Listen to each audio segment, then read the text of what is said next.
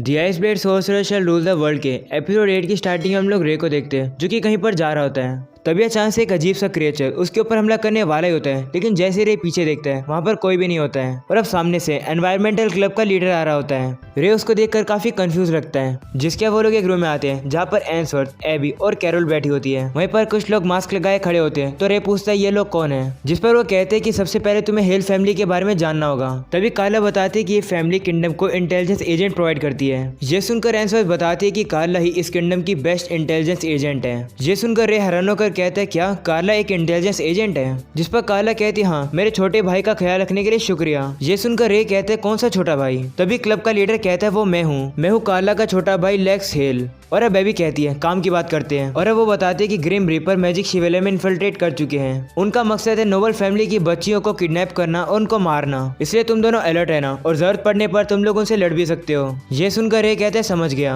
और अब अगले सीन में हम लोग देखते हैं रेबेका को जो कि अपने सारे अपोनेंट को हरा देती है और वो इसी के साथ फाइनल राउंड में जाएगी। वहीं पर सारे बच्चे रेबेका को चेयर कर रहे होते हैं। ये सब दूर से रे और एबी भी देख रहे होते हैं। तभी वहाँ पर क्लैरिस और एलिसा आते हैं। वो रे को बताते हैं कि रोज कमरे से बाहर नहीं आ रही है, वो कुछ बोल भी नहीं रही है, ऐसे लग रहा है कि वो कुछ छुपा रही है, हमें उसकी चिंता हो रही है। तभी हम लोग देखते हैं अरीना में एक मैच खत्म हो जाता है और जीतने वाले का नाम होता है लूकस, जो कि मेरकोस एकेडमी से है। उसने अपने अपोनेंट को सिर्फ 2 सेकंड में हरा दिया, जो कि एक रिकॉर्ड है। ये सुनकर क्लैरिस और बाकी सब हैरान हो जाते हैं। और अब जब लूकस वहां से जा रहा होता है वो रे को ही घूर रहा होता है। और अब दूसरे सीन में हम लोग अरियाना को देखते हैं जो कि ट्रेनिंग कर रही होती है और अब वो अपने पंचिंग बैग को ही तोड़ देती है। ये देखकर अरियाना के फादर और टियाना वहां पर आते हैं और अरियाना की तारीफ करने लगते हैं। और अब अरियाना के फादर अरियाना से कहते हैं कल के मैच के लिए मैं वेट कर रहा हूँ, जिस पर अरियाना कहती है मैं जरूर जीतूंगी।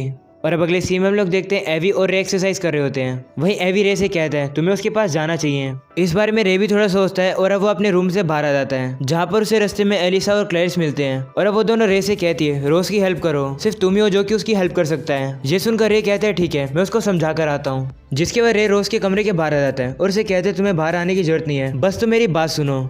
और अब रे उसे कहता है कि मुझे डर लगता है, तुम्हारे दिल में आने के लिए मुझे डर लगता है। मुझे चिंता है कि अगर मैं तुम्हारे दिल के ज़्यादा करीब आ गया तो अनजाने में मैं उसे तोड़ सकता हूँ, इसलिए तुम्हें फेस करने की बजाय मैं तुमसे दूर भागता रहता हूँ। रोज मैं तुम्हारे दिल को जानना चाहता हूँ, मैं उसे छूना चाहता हूँ। ये सुनकर रोज दरवाजा खोलती है और रे से कहती है अंदर आओ। और अब रे भी अंदर जाता है तो रोज उसे कहती है मेरा कुछ नहीं हो सकता है, मैं अब तक एक्टिंग करती आई हूँ दूसरों के एक्सपेक्टेशन पर खड़े उतरने के लिए। मैं ट्राई करती रही लोगों की एक्सपेक्टेशन को पूरा करने के लिए और यहाँ तक आ गई। तुम्हारे सामने तो मेरा दुख कुछ भी नहीं है, तुम्हारे साथ तो इससे भी ज्यादा बुरा हुआ है। ये सुनकर रे उससे कहता है कि दूसरों के पास्ट को और उनके दुख को कंपेयर करने से कोई फायदा नहीं है और मुझे ये भी पता है कि तुमने काफी मेहनत करी है इतना सब कुछ सहन करने के बाद भी। ये सुनकर रोज कहती है हाँ मैंने किया है, बहुत समय से सहन किया है। मैं हमेशा सोचती हूँ कि जिंदा रहने का फायदा क्या है अगर इतना दर्द होता है तो। लेकिन फिर मैं सभी से मिली, मैं तुमसे मिली, मुझे लगा कि मैं कुछ पा पाऊंगी, अगर मैं इस कॉम्पिटिशन को जीतती हूँ तो मैं फाइनली कुछ बन पाऊंगी। लेकिन मैं अरियाना को नहीं हरा सकती हूँ, इससे फर्क नहीं पड़ता कितना टाइम बीत जाए, मैं एक बर्डी रहूंगी जो कि हमेशा एक केज में बंद है। और अब रोज काफी रोते हुए रे से कहती है आखिरकार मैं जिंदा क्यों हूँ, मैं रोज एमिलिया बनने की एक्टिंग करती हूँ लेकिन मैं फिर भी नहीं जीत सकती हूँ। तो रे मुझे बताओ कि क्या इस जिंदगी को जीने का कोई भी मतलब है। ये सुनकर रे उसे कहते हैं जिंदा रहने का सही में कोई मतलब नहीं है, हमारा एग्जिस्ट करने का कोई भी मतलब नहीं है, लेकिन फिर भी हम इंसान हैं जो कि रीजन ढूंढ सकते हैं जिंदा रहने का। तुम अपना खुद का एक रीजन बना सकते हो जिंदा रहने का, रो, हंसो, खुश हो, दुखी हो, ये सब तुम अपने दोस्तों के साथ शेयर कर सकती हो, तुम एक दूसरे को सपोर्ट कर सकती हो। क्या ये रीजन काफी नहीं है जिंदा रहने के लिए। ऐसा बोलने के बाद रे उसके हाथ को पकड़ लेता है और उसे कहते हैं मैं तुम्हारे साथ जीना चाहता हूँ। ये सुनकर रोज कहती है क्या सही में मैं कमजोर हूँ, क्या ये सही रहेगा मैं तुम्हारे साथ रहूंगी। तो रे कहते हैं कोई बात नहीं, मुझे कोई दिक्कत नहीं है। ये सुनकर रोज रे को गले लगाकर काफी जोर जोर से रोने लगती है। और अब अगले सीन में लोग देखते हैं रोज सो जाती है, वहीं पर वो रे के हाथ को पकड़कर ही सो जाती है। जिसका रे याद करता है कि रोज के फाइनल ट्रेनिंग के दौरान रे से लड़ते वक्त वो अपनी एक पावर को एक्टिवेट कर देती है, जिस वजह से वो रे के चेस्ट पर लगा हुआ रोज को भी जला देती है और फिर वो रे के मास्क को भी तोड़ देती है, जिसकी वजह से वो फाइनल टेस्ट पास कर जाती है। और अब सीन प्रेजेंट का आता है, रे रोज से कहते हैं कि मैं तुम पर भरोसा करता हूँ। और अब अगली सुबह हम लोग देखते हैं फाइनल मैच शुरू होने वाला है, जहाँ पर हम लोग देखते हैं रोज के फादर भी बैठे होते हैं और अरियाना के फादर भी। वहीं दूसरी तरफ हम लोग रे को देखते हैं जो कि थोड़ा लेट पहुंचता है। और अब एलिसा रे से पूछती है रोज कैसी है, जिस पर ये बताता है कि वो अब ठीक है। ये सुनकर एवी और एलिसा खुश हो जाते हैं, जिसके रे उसे पूछता है क्लैरिस कहाँ पर है। तो एलिसा बताती है कि वो कोई कमेटी मेंबर का काम करने गई है, जिसके रे उन्हें बताता है कि वैसे रोज काफी आराम से सोई है कल। ये मुझे इसलिए पता है क्योंकि कल रात में उसी के साथ जो था। ये सुनकर क्लैरिस और एबी काफी ज्यादा शौक हो जाते हैं और अब रे वहां से चला जाता है ये कहकर कि मुझे रोज को उसका रोज देना है। और अब एबी कहते हैं मुझे लगा नहीं था कि रे सीधा ही एडल्ट हो जाएगा, जिस पर एलिसा जेलस होकर कहती है कि रे ने ऐसा कुछ भी नहीं किया होगा।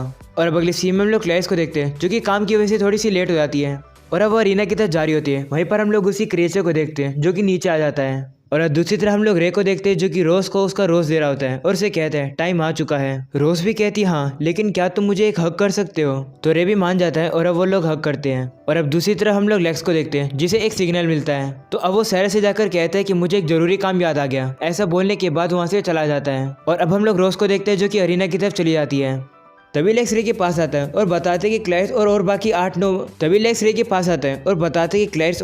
8 नोबल बच्चे गायब हो गए हैं, जिस पर ये कहता है कि मैं ओरा सेंस करके बता सकता हूँ कि वो लोग नीचे हैं, इसलिए मैं नीचे जा रहा हूँ। जिस पर लेक्स कहता है कि मैं एंसवर्थ और बाकी सभी को इस बारे में बता आता हूँ। और अब मैच में हम लोग देखते हैं अरियाना और रोज के बीच का मैच शुरू हो जाता है। अरियाना शुरुआत में अपनी तलवार को आसमान में फेंक देती है, जिसके बाद वो अपनी सारी पावर को एक ही बारी में निकाल लेती है और अब वो काफी तेजी से रोज के पीछे आ जाती है। रोज को डॉज करने का टाइम ही नहीं मिलता है, इस वजह से अरियाना काफी जोर से रोज के ऊपर हमला करती है और अब इस अटैक के कारण रोज काफी ज्यादा दूर जाकर गिरती है। ये देखकर एवी कहता है कि यह अटैक तो अरियाना ने एल्बर्ट के ऊपर भी किया था।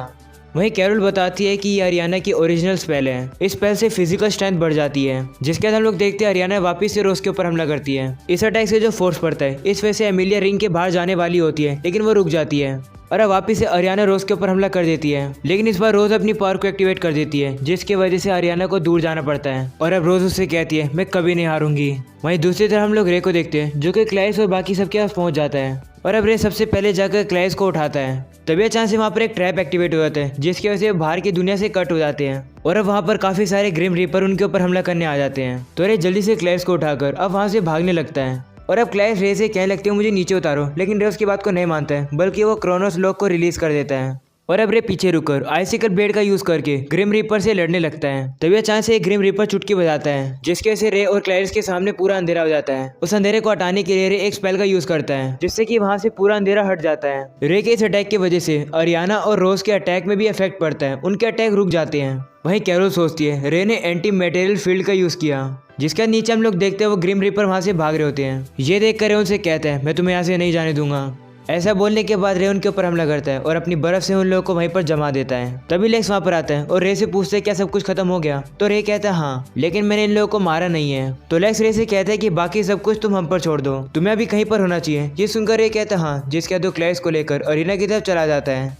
और अब मैच में हम लोग देखते हैं कोई भी हारने के लिए बिल्कुल तैयार नहीं है। तो अब अरियाना कहने लगती है मेरे पास अब कोई भी चॉइस नहीं है। ऐसा बोलने के बाद वो और ज्यादा पावर अप होने लगती है। ये देखकर रोज कहती है क्या ये और ज्यादा पावरफुल हो सकती है, और अब अरियाना रोज से कहती है मैं आ रही हूँ। ऐसा बोलने के बाद वो रोज के पीछे काफी तेजी से आ जाती है और उसके ऊपर एक पंच मार देती है। तो रोज जैसे तैसे करके गिरने से बच जाती है और अब रोज भी अरियाना के ऊपर हमला करती है, लेकिन अरियाना काफी तेज होती है। वो रोज के सारे अटैक को डॉज करके उसके काफी पास पहुंच जाती है और अब वो उसके ऊपर हमला करती है, जिससे कि रोज काफी दूर जाकर गिर जाती है। ये देखकर रोज के फादर काफी गुस्से में लग रहे होते हैं। वहीं पर हम लोग देखते हैं रोज अभी भी खड़े होने की कोशिश कर रही होती है, जिसे देखकर अरियाना उसे कहती है ये अब खत्म होता है। वहीं अरियाना सोचती है मैं हार नहीं मानना चाहती हूँ, लेकिन मेरी बॉडी नहीं हिल रही है। और अब रोज को अपने दोस्तों की याद आने लगती है, जिसके बाद उसे रे की याद आती है। तभी हम लोग देखते हैं रे अरीना में आ जाता है और अब वो रोज से कहता है खड़ी हो जाओ। ये सुनकर एमिलिया जोश में आ जाती है और अब वो प्राइमरी मटेरियल को एनकोडिंग और डिकोडिंग एक साथ करने लगती है, जिसके से वो भी अब पावर अप हो जाती है। और अब रोज अरियाना से कहती है तुम अब मेरे पास नहीं आ पाओगी। ये देखकर अरियाना काफी शौक रहती है, जिसके रोज पीछे घूमती है और कहती है बटरफ्लाई इफेक्ट। और इसी के साथ हो जाता है ये एपिसोड खत्म। अगर आप लोगों को पसंद है तो लाइक करना, चैनल को भी सब्सक्राइब कर देना। मिलते हैं इसके नेक्स्ट एपिसोड में, तब तक के लिए पीस आउट।